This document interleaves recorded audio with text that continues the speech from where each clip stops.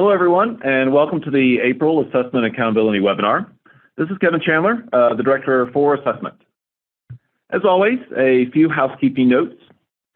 Everyone joining today is muted, but if you have questions during the presentation, you can send them to us through the Q&A box shown here. Simply type in your question and click Send. We have posted our presentation as a document, so you can download and follow along. Our presentation is also being recorded, and it will be posted on our website along with the transcript of the presentation. Okay, let's get started. To begin, I would like to update everyone on two changes to staffing here at the department. First is, we have hired a new mathematics and science assessment coordinator. Her name is Brianna Lynch. She joined our Small and Mighty team last week, and we are very glad to have her on board. Welcome, Brianna. Hi, thank you. It's my 8th day working. My name is Brianna, and I'm really excited to be a resource for Idaho schools. Then secondly, IDAPA has accepted a promotion to Director of Accountability. We are all very excited that IDAPA will be leading that effort. Thank you, IDAPA. Next up is an important update on literacy funding and economically disadvantaged identification. To enact the provisions of HB 790, we had asked schools to provide additional data on students who are economically disadvantaged. This is due to the fact that 50% of the funding that is tied to student performance on the Idaho Reading Indicator, IRI, is weighted an additional 0.75 for students who are identified as economically disadvantaged. We have been asked that you use either a free and reduced application or an income survey, if possible, to provide this data to maximize your funding. For this data to be included and to streamline the process for schools, instead of uploading the information into the iStation platform, it will be uploaded into IC in both your May and end-of-year files and be used by the state to inform literacy funding allocations. Public School Finance expects to distribute this portion of the funding early next school year. There is no change to the IRI administration process. The spring IRI test window is still May 2nd to May 31. This information also went out to all district test coordinators via email on Friday, April 8th. And with those updates, I'll pause for questions. If an elementary student attends part-time, do they count in a school's proficiency percentages? That is an excellent question. I'll have to circle back with IDAPA, and we'll be sure to put that in the Q&A afterwards. Have a template of an income survey? Yes, we have a template for an income survey, both in English and in Spanish. We will make sure to include links to those in the Q&A afterwards as well. Thank you. That's all the questions. Excellent. I'll throw it over to Valerie for student engagement surveys update. Good morning. This is Valerie. I'm glad to be here today. I will give you a brief update about student surveys. I'm the student survey engagement survey coordinator, and I'm pleased to announce that you finished the student, staff, and teacher surveys for the year. They closed at 11 p.m. on April 6th. Districts achieved an overall 76% statewide student participation rates. Rates ranged from 0% to 100%. More than half of districts exceeded 79% student participation. Response rates aren't calculated for staff and parent surveys because they're not rostered. As a result, there's no count of exactly how many potential respondents were invited to participate. Also, some parents may participate multiple times because they have more than one child in a school. You'll be able to download your schools and your district's summary reports to identify key trends at both school and district levels. Those reports will be available soon The target date is April 25. Those are reports for the student surveys. Disaggregated reports will be available on May 22 at the same address. Access them by logging into your eProve account, which is cognia.org, and clicking on the Reports tab. As always, contact Cognia Client Care via email or phone for help with technical questions. I'll email instructions announcing the arrival of the reports at the website. Are there questions? If we have a student moving directly from Mexico this week, I understand we only give them the math portion of the ISAT, but with a student who doesn't speak English, what is the best way to administer this? So the student will be exempt from participating in the ISAT ELA, but we do have Spanish versions of the ISAT Math and ISAT Science. For math, the grades are, of course, 3 through 11 and 10, and then for science, it's 5, 8, and 11. Be sure to also update their ELM status as well so that we can make sure that their non-participation in the ISAT ELA is documented. Are we still able to delete students that left during the survey window? No, you are not.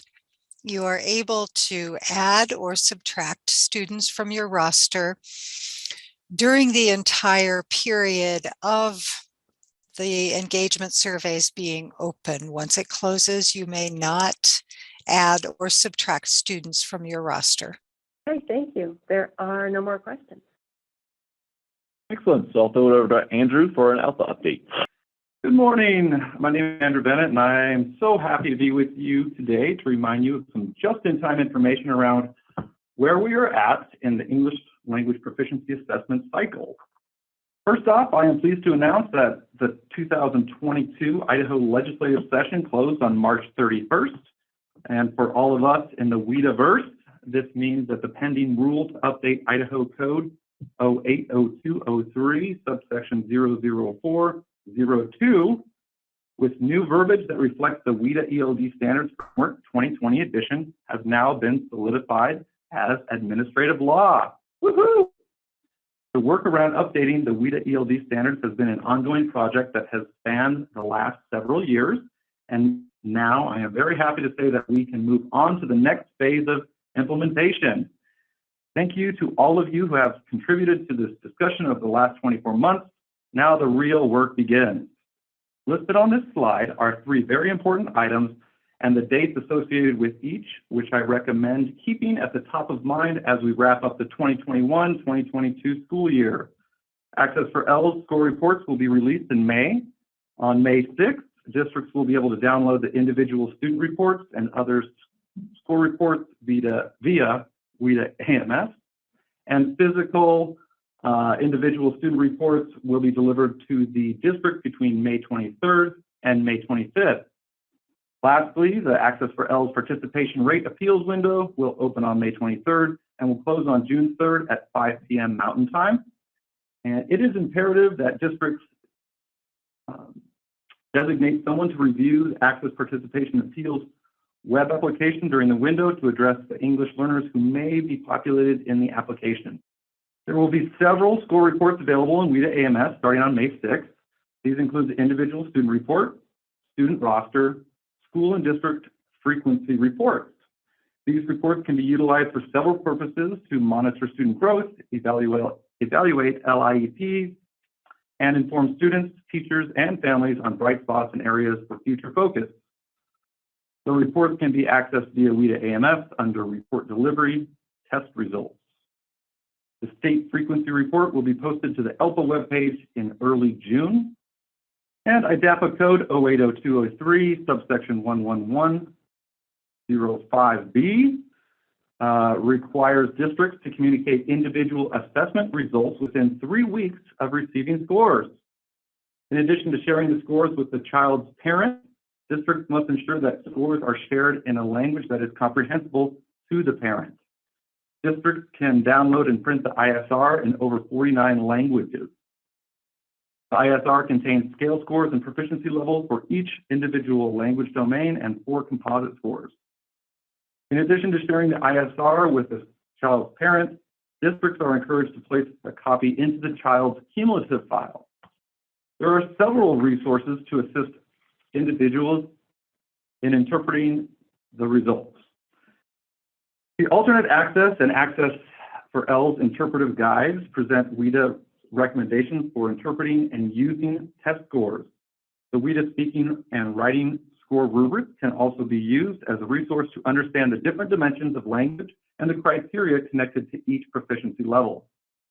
ELMS is scheduled to be updated on July 1st with the 2021-2022 Access for ELS student performance data. The district detail report presents a school or district's longitudinal scores for individual students, and this is an excellent starting place to compare student growth over time. All right, join me on April 27th to walk through how districts can approach interpreting the Access for ELS student performance and how districts may reflect on different metrics to identify areas to celebrate and areas that may be prioritized for next year. WIDA presented the post-testing interpreting score reports on March 15th, and interested parties may review the recorded webinar by logging into the WIDA secure portal and selecting the header webinars. The link to both webinars is listed here. All right, the Access for ELS participation rate window opens on May 23rd and will close on June 3rd at 5 p.m. Mountain Time, so mark your calendars. The Access participation rate process provides districts the opportunity to adjust a district's English learner access participation rate. Please note that access appeals are required to be submitted for all students who do not have all 4 domains completed. This includes students who have a documented disability which exempts them from 1 or more language domains. The 2022 Access Participation Rate Appeals Web Application User Guide should be used as a reference when completing an Access Participation Rate appeal. The WIDA Consortium needs your feedback. WIDA Secure Portal users are asked to complete a short 5 to 10-minute survey about their experience using the recently redesigned WIDA Secure Portal. Feedback will be used to plan any needed improvements to make the site work better. To complete the survey, log into the portal and click on the link at the top of the page. Thank you. Again, if you have time, please join me for the last 2 ALPA monthly webinar series meetings that will be held on April 27th and May 11th. ALPA training webinars and topics and webinar links are posted to the ALPA webpage under the Trainings tab. And with that, I'm going to open myself up for some questions. We don't have any questions yet, Andrew. Excellent. And I am going to send it right on over to Dr. Karen Striegel. Thank you, Andrew. Again, my name is Karen Striegel. I am the Special Education Coordinator for Alternate Assessment, Low Incidence Disabilities, and Medicaid School-Based Services. We are about halfway through the spring 2022 Idaho Alternate Assessment Testing Window, ISAT 2. I'm going to repeat some IDAA troubleshooting tips I shared during the March webinar because I'm still getting a lot of calls about the issues, and you guys can take care of these issues in the district. So you don't have to call the Idaho Help Desk and you don't have to call me. But first, I thought I would start a little bit with IDAA test completion data. So as of Thursday afternoon, April the 7th, we had 965 learner characteristics inventories that were started, with 922 of them completed. 167 students started the ELA alternate assessment and 153 students completed. We had 153 math alternate assessments started with 143 completed. 62 students started their science alternate assessment and 59 of those are completed. So it's heating up now. Now for some reminders about the early stopping rule, or ESR basics. The early stopping rule is intended for students who do not have a consistent observable mode of communication. If a student may be a candidate for the ESR, then the teacher should administer the student response check before starting the test. There is a quick guide for the student response check. Then, if the student is non-responsive on the first 4 items on the IDAA because of communication deficits, the teacher marks marks each item as no response. The ESR Quick Guide shows you how to do that.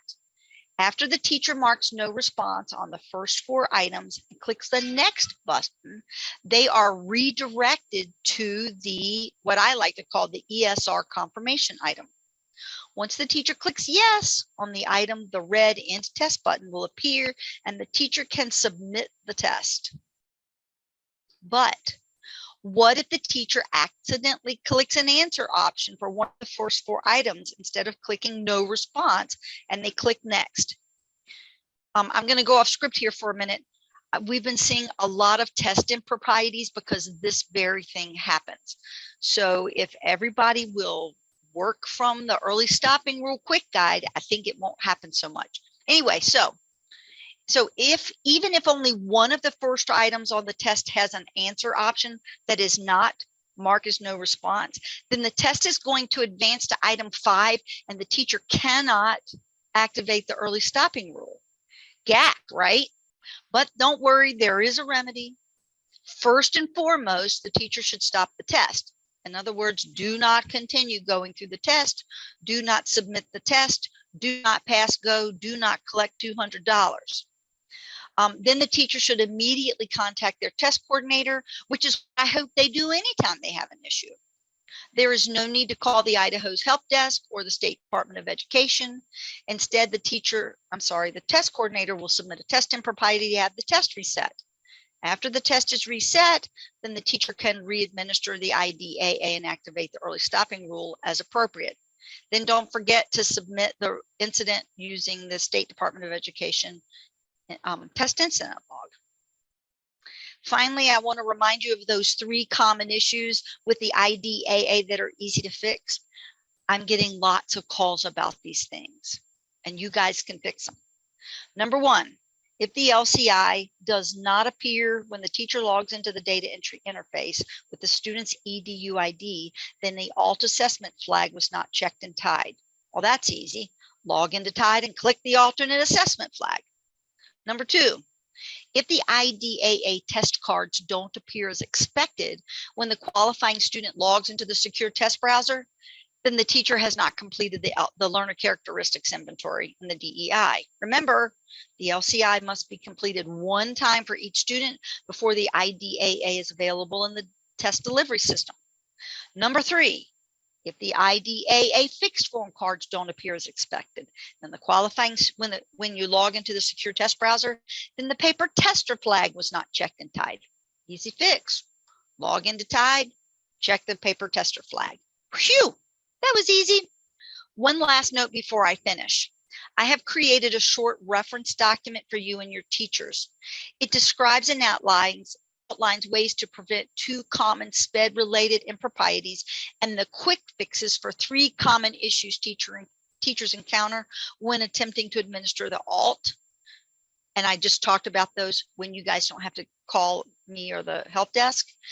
Terry's going to upload that document in the chat now, and it's also posted to SPED and IDAA webpage under the Files tab. So y'all hanging in there.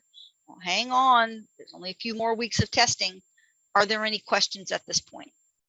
If a student is non-responsive on the first 4 items due to behavior, not due to a communication issue, does the ESR apply? That's a good question, and the answer is no. The early stopping rule is only for students who have significant communication issues. So if a kid's not responsive on the first 4 items because of behavior, then it's time to stop the test, give the student a break, come back another time. The Summative test manual, the TAM, talks about and reiterates the fact that you can give the test over multiple test sessions. So it might be set up, you do a few, you take a break. Set up, do a few, take a break.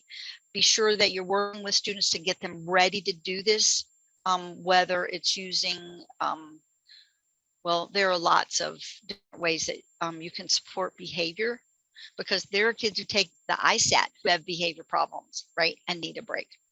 If anybody needs more information about how to support students to be successful on the assessment and scheduling and those kinds of things, then let me know, and I can put some information together for you. We have some improprieties related to students flagged as alternate assessment starting or taking the regular ISAT.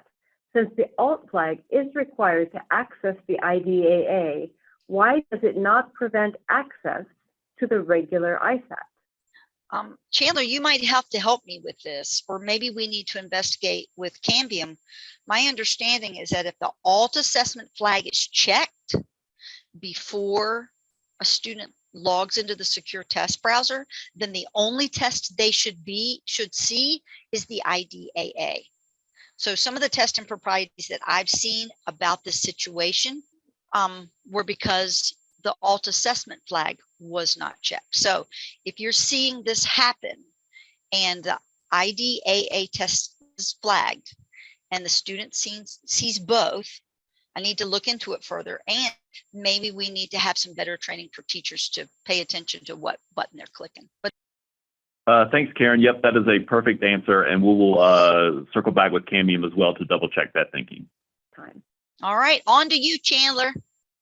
Thanks, Karen. Hey, everyone. Kevin Chandler here at the department with a few updates for ISAT. To begin, remember that students enrolled on or before April 29, 2022 will be counted in participation rates, and therefore they should be administered the spring ISAT. The rule for greater than or equal to 95% participation rate for all students and for all student subgroups is in place for the spring 22 ISAT summative test.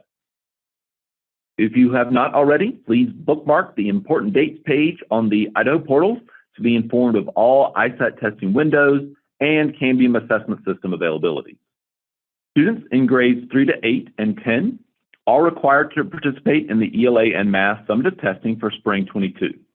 Students in grades 5, 8, and 11 are required to participate in science summative testing for spring 22. Nevertheless, parents or guardians may still persist in requesting to opt their child out of spring 22 summative testing. District and/or school leaders can work with parents to inform them of the importance of gathering student performance data from school year 21-22. The district and/or school leaders may decide to grant the parent's opt-out request. However, the state will not take the parent opt-outs into consideration when calculating participation rates. That is, those students remain at the denominator unless they were absent during the entire assessment window due to being homebound or documented medical reasons. If districts and/or school leaders grant a parent opt-out for a test that has been started or completed, it should be documented in the test instant log as such. Since the Science ISAT is an operational field test in spring 22, we have additional forms available. These forms will yield scores, and students will receive an individual student report after our summer 22 standard setting meeting. For those students requiring the accommodation of paper pencil testing, the second paper materials order form is available now until Friday, May 7th. Remember that student responses from those paper pencil testing forms must be entered into the data entry interface prior to sending those paper materials back to the testing vendor. The data entry interface, or DEI, is available on the Idaho portal. Now, a few reminders about TIDE. For those of you that uploaded users and students into TIDE at the beginning of the school year, be sure to review that information, as students might have transferred since those records were originally uploaded. In the Preparing for Testing column, click the Students accordion to access View, Edit, Export Students, and double-check the students loaded into TIDE for a specific school. If the need arises, documenting test improprieties is also available in TIDE. In the Administering Test column, click the Test Improprieties accordion to create, view, or upload test improprieties. Processing TIDE test improprieties is a manual procedures, and I will be reviewing, approving, and/or rejecting each and every one. Please include clear and thorough information in the additional comments so as to allow for an expedited process. To support the creation of those TIDE test improprieties, we have posted 2 resources on the Idaho portal. the TIDE Test Improprieties PowerPoint, and the TIDE Test Improprieties Quick Guide. Both are linked here on this slide. Additionally, as a district test coordinator and/or school test coordinator, you can track test progress. In the Administering Test column, click the Monitoring Test Progress accordion for myriad reports that can be used to track testing progress. Lastly, in the After Testing column, click on the Data Cleanup accordion to enter non-participation codes. This feature in TIDE allows DTCs or SCs to keep track of non-participation. Keep in mind that TIDE is separate from the Participation Appeals application. Now I'll throw it over to Karen for information on picking the correct ISAT accommodation. Thank you, Chandler. We've seen several test improprieties of late for students with disabilities who started their ISAT without their IEP or 504 plan accommodations in place. When this happens, the test coordinator has to submit a test impropriety in TIDE to request the test is reset, and then the student has to retake the test. School districts and charter schools should have processes in place to ensure what I call the 4 rights of test accommodations. It is up to everybody involved with administering the ISAT to ensure that the right student gets the right accommodations on the right test on the right day. We all know that it's really hard for any student, especially students with disabilities, to have their test reset and retake any part of it. And it's not fun to have to contact a teacher and explain that their child has to retake some or all of the ISAT because their accommodations were not provided. Not to mention all the time it takes you as the test coordinator to do test improprieties in the test incident log. It's much easier to double check the 4 rights of test accommodations before the student logs into the secure test browser. And remember that printed test tickets are a great way to confirm the 4 rights of test accommodations before a student starts an ISAT. Back to you, Chandler. Thanks, Karen. I have received several questions about entering test incidents for teachers proctoring the Spring 22 ISATs for their own students, so I wanted to repeat this information. District and/or school coordinators can document that teachers will be proctoring their own students at the individual, school, or at the district level.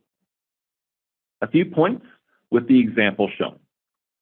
For the proctor, include your name, and if you are filling this out as a school coordinator or district coordinator. Make sure that the content area and grades match the incident description and immediate resolution. In the test session ID and incident description and immediate resolution fields is where you will be able to document teachers that will be proctoring their own students at the individual, school, or at the district level.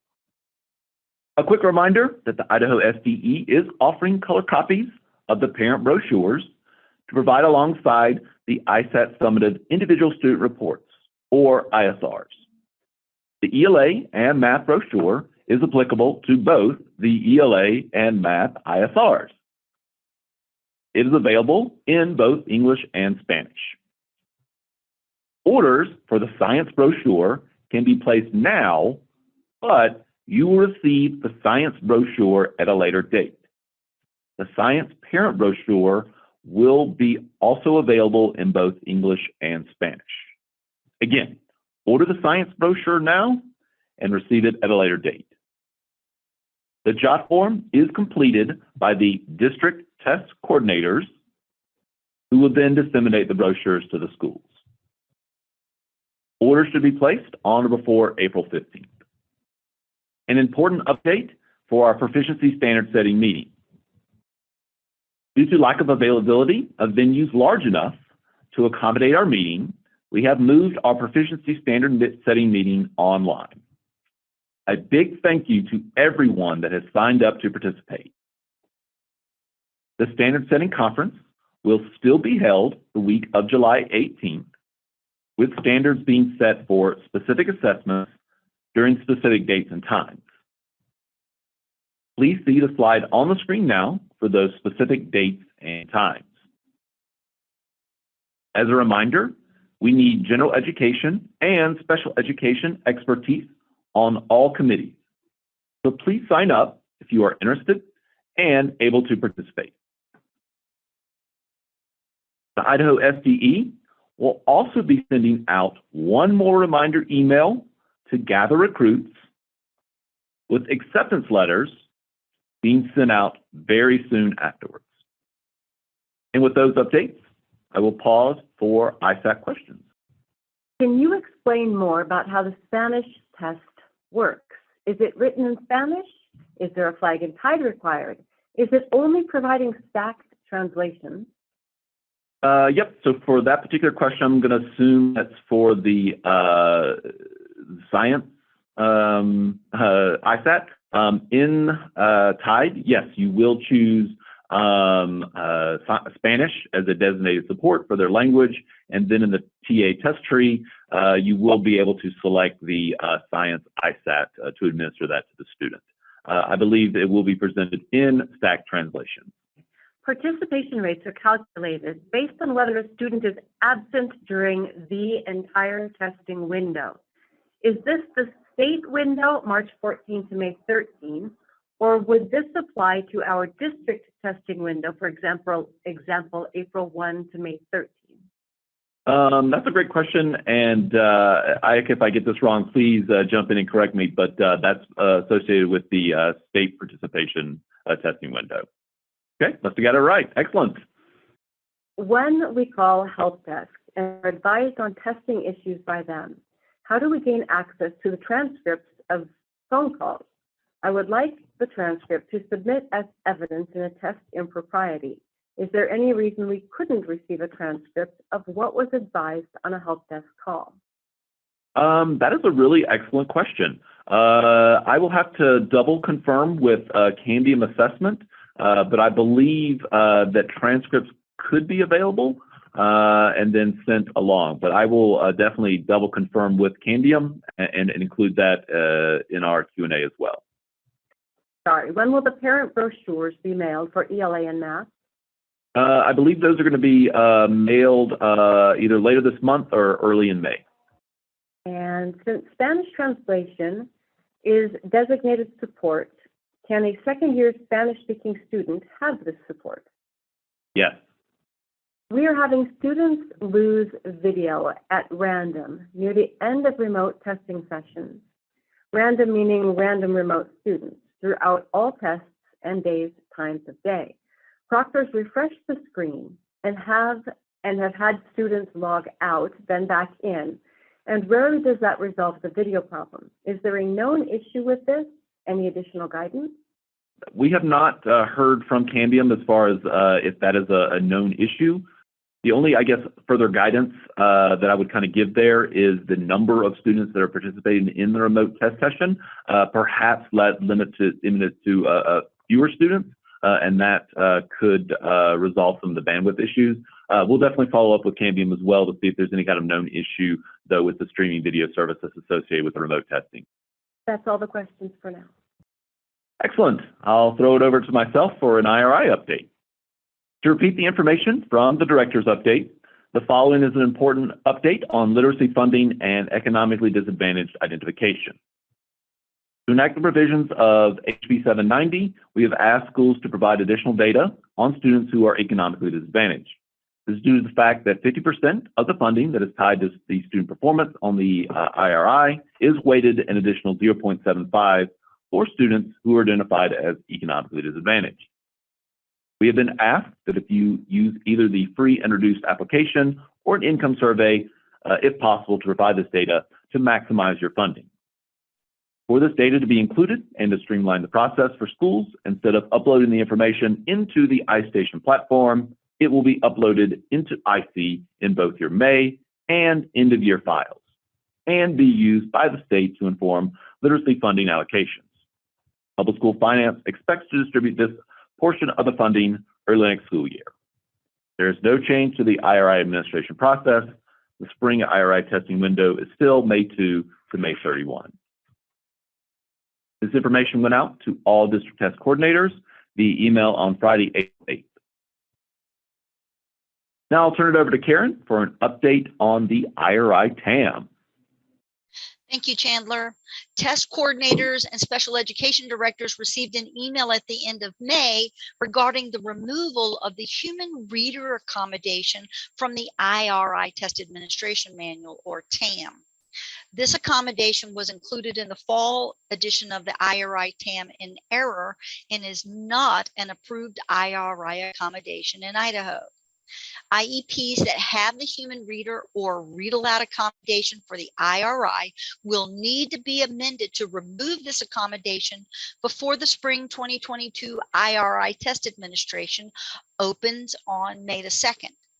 Students who have been using this accommodation on the iStation progress monitoring assessments or any other early literacy assessment should have the opportunity to practice without this accommodation before May.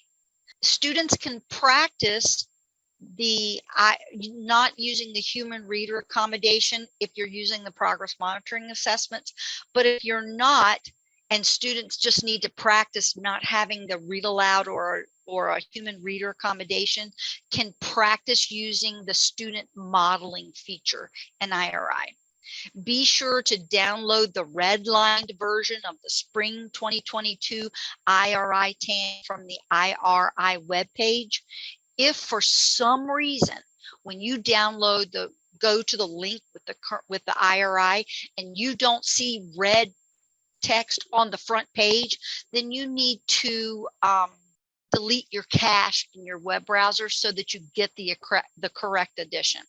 The email from late March also included a statement about addition of guidance for how students with significant cognitive disabilities, or SCI, how those students will participate in the IRI, and they're outlined in Appendix I, IRI Administration for Students with Significant Cognitive Impairment.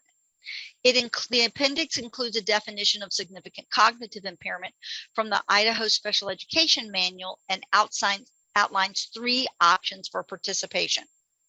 Remember that the IEP team may not exempt any student with a disability, including a student with SCI, from participating in statewide assessments, including the IRI. Therefore, a student's IEP team determines how a student with SCI will participate in the IRI. Students with SCI may participate in the IRI in one of 3 ways as determined by the team. 1, the student with SCI may take the current IRI using accessibility features and accommodations as outlined in the manual. 2, the student with SCI may take an alternative early literacy assessment, which assesses typical early literacy skills. The team may choose any commercial early literacy assessment that meets the individual needs of the student. Core phonics and Acadience reading are 2 examples of alternative early literacy assessments that an IEP team may choose. You don't have to choose one of those two. You may know of another one. Just know that you have the opportunity to choose that, the power to choose it. 3, the student with an SCI may take a teacher-made early literacy assessment. This option allows the teacher to develop an early literacy assessment. That's hard to say. May develop an early literacy assessment that meets the needs of the student. For example, maybe the student is just starting to learn to recognize their letters, and you might do a discrete trial training type of assessment to track how many letters the student can recognize. When a student with SCI participates in the IRI using option 2 or 3, as I just discussed, the student's scores and or performance are not reported to the SDE. However, the results of these alternative or teacher-made early literacy assessments should be used to develop meaningful early literacy IEP goals for the students. Recognize that this is not new information. This is the same guidance that we've been sharing with the field over the last couple of years. This is just kind of putting it in the manual officially. The IRI, Appendix I of the IRI TAM also includes 2 tables that list and explain the accessibility features and accommodations that may be appropriate for a student with SCI who takes the current IRI. Please don't hesitate to contact me if you have any questions. Back to you, Chandler. Thanks, Karen. Just one more update for IRI. The Braille IRI test material packets have been compiled and sent out to DTCs. If you need Braille IRI test materials and had not been previously contacted by your DTC, reach out to them immediately. And with those updates, I'll pause for any IRI questions. Karen, is visual phonics still accepted as an accommodation on the IRI? Yes, that is usually for students who are deaf and hard of hearing as an accommodation. And that's outlined in, I don't know which appendix it is, in the IRI TAM. And what guidance can you provide in how we can best address parent concerns who have students on an IEP that specifically outlines the testing not timed? And when student takes the IRI, the text fluency is always timed, and there are not any accommodations that can be provided to address the testing will not be timed parent concern and portion of their IEP? That's an important question, and it comes up all the time when we talk about students participating in statewide assessments. And remember, the IRI is a statewide assessment. There are allowable accommodations.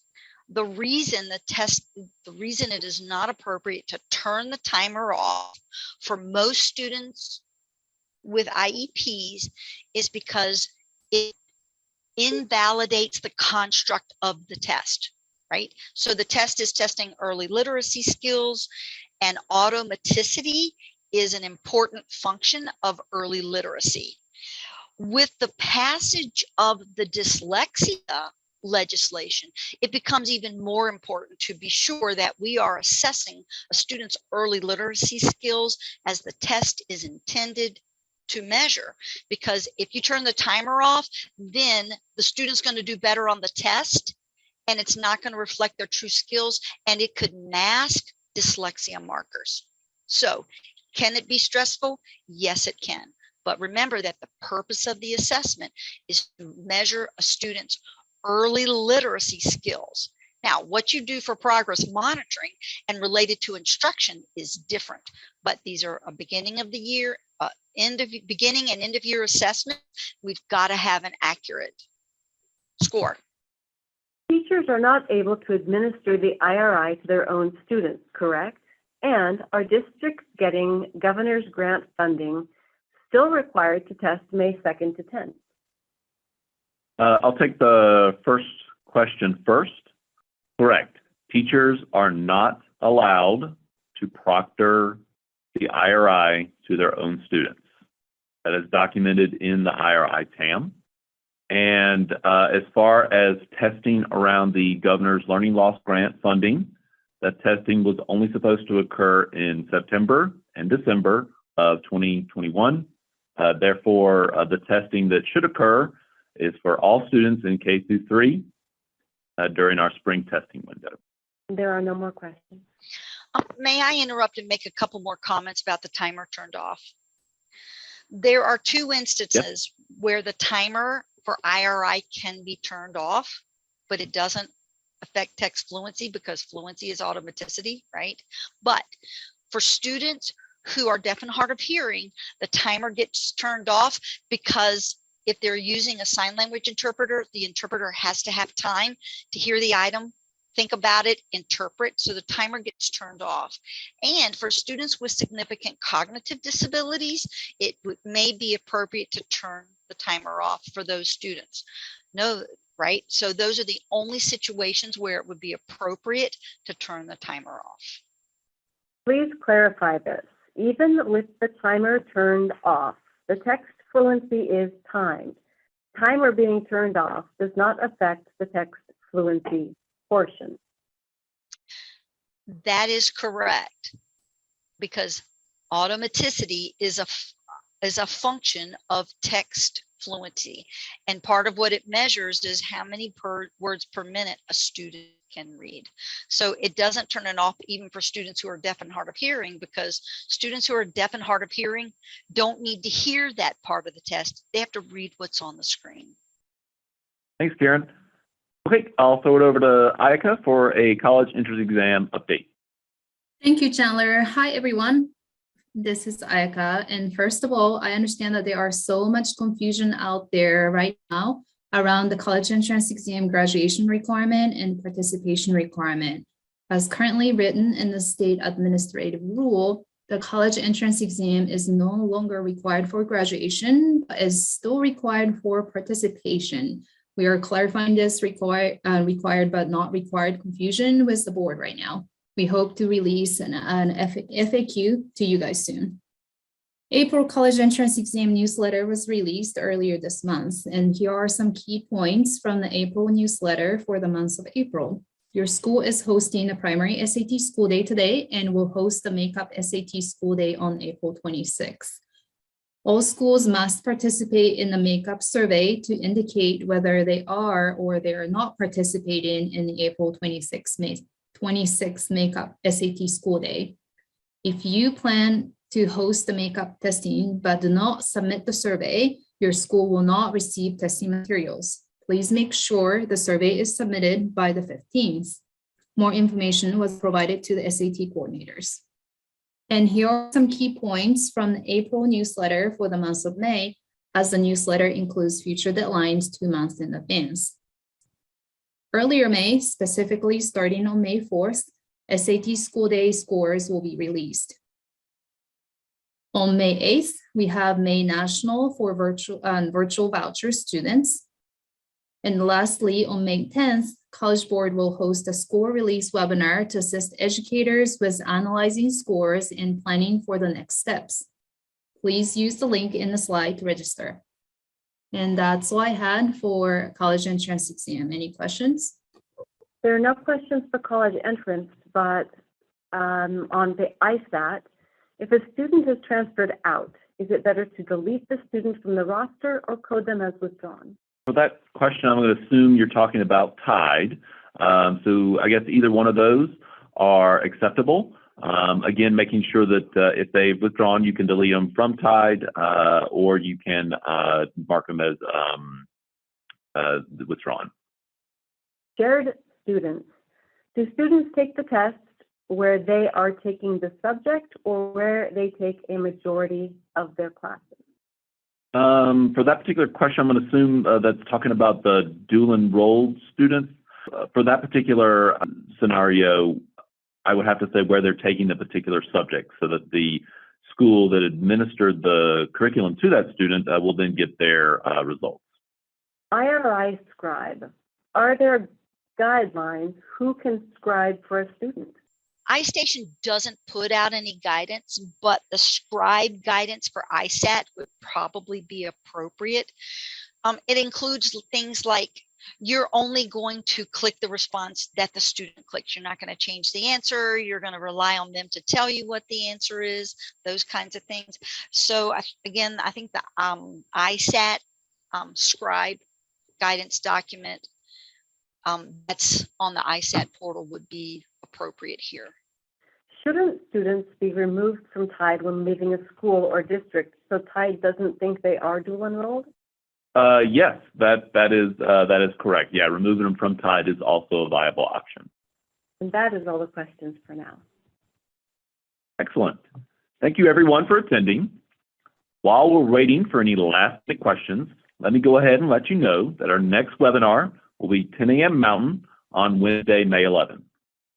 You can find links to register for this webinar or to review past webinars on the Assessment Accountability's redesigned homepage under the Connect with Us heading. Any final questions before we wrap up?